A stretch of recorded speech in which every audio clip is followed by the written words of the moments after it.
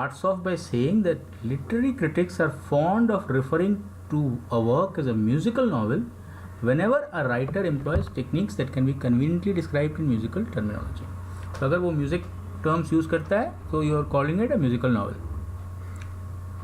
But just because 5 people are using musical terminology, you can't call all 5 works as musical novels, because it will lead to oversimplification. And he says that the writers who have given the most important musical novels have used musical techniques for very different purposes. Then he gives the example of Virginia Woolf.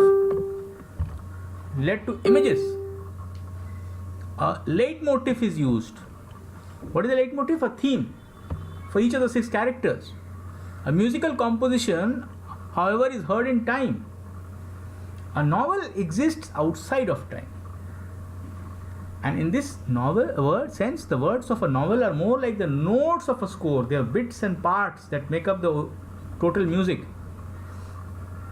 So Woolf needed a literary device to keep time.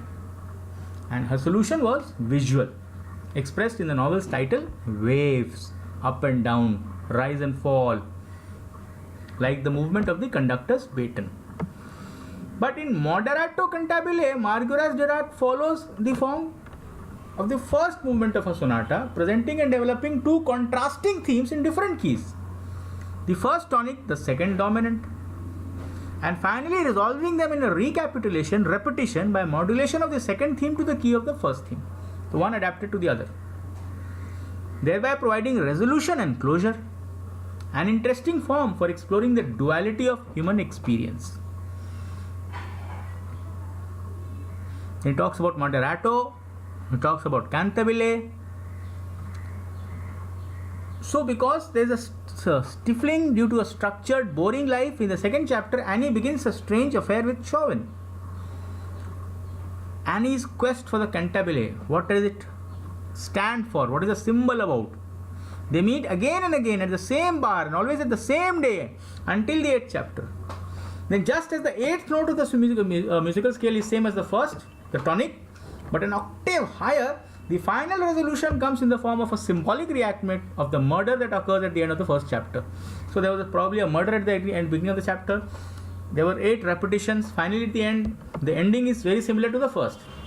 I wish you were already dead. I already am. And she returns permanently to her boring life. So you had the comparison of 2 awesome different kinds of books which are based on musical works.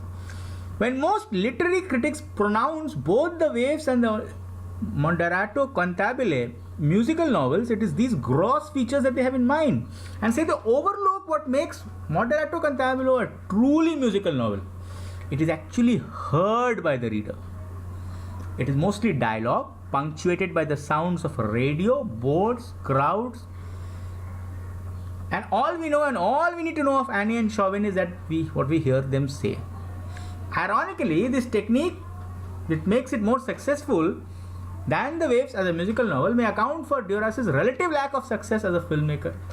Despite the great success of a screenplay for Hiroshima Mon Amour, a few of the films that she wrote and directed did well, primarily because words often replaced action entirely. Too much dialogue, too many words, too much music in that, and no scope for visual picturing.